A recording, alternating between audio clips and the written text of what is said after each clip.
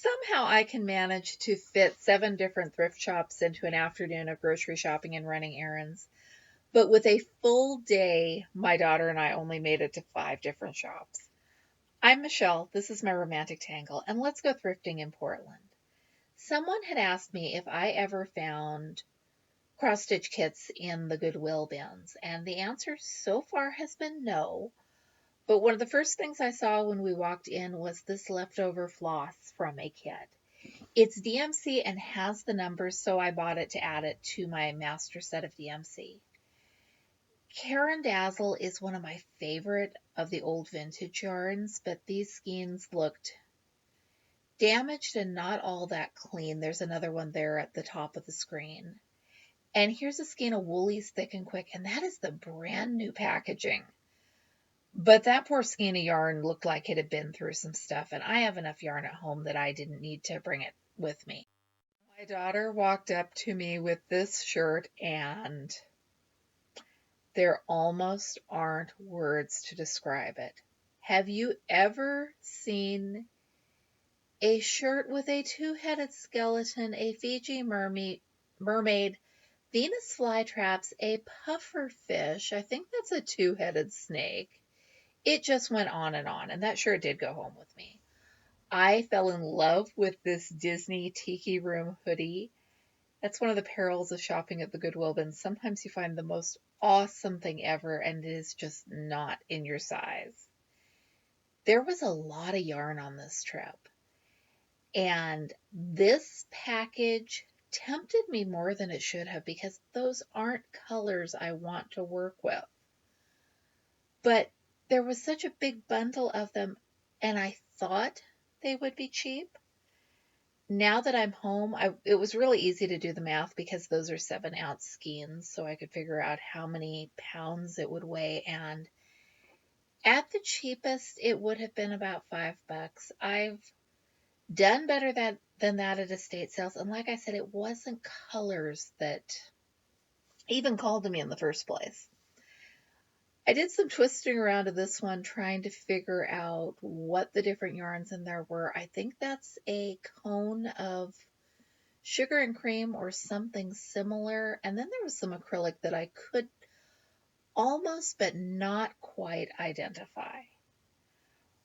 I didn't buy that either. My favorite find at this thrift store was my paper cutter.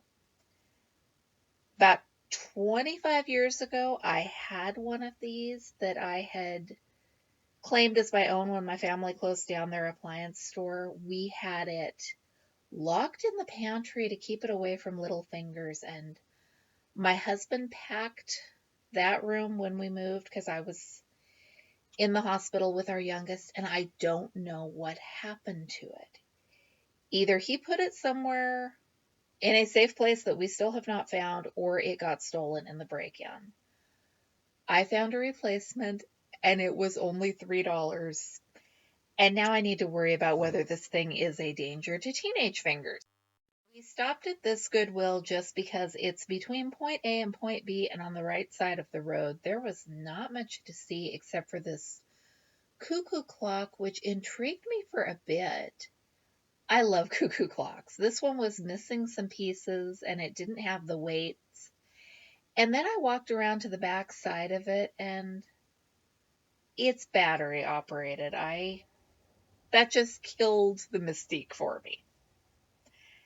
After Goodwill, we hit Red, White, and Blue, and we go to this one because of its tradition. It's been a long time since I found anything here. Other than the dress I wore to my daughter's wedding, I suppose that counts. I filmed a little bit through the plate glass windows in the front of the store because it is so crowded in there these days that I feel like I can't film without getting into people's space, and I don't want to do that. This is the second of the Goodwill bins that we usually stop at, and look what I found. It is one of those glasses my grandma had, and a matching pitcher. The two of them together, I think, cost me $1.29. I've never bought glassware at the Goodwill bins, but at 69 cents a pound, it is a steal. These don't show up great on the video, but they are unpainted, paint by numbers, from 1969. I don't know what I'm going to do with them. I'm not worried about what I'm going to do with them. They needed to come home with me. And there was also the catalog that had originally came with them. I think some of the pictures in here are the right size to cut and make little frames for my dollhouse. So I am excited about that. We still had time, so we crossed the border up into Washington State to visit the bins in Vancouver where we had never been before.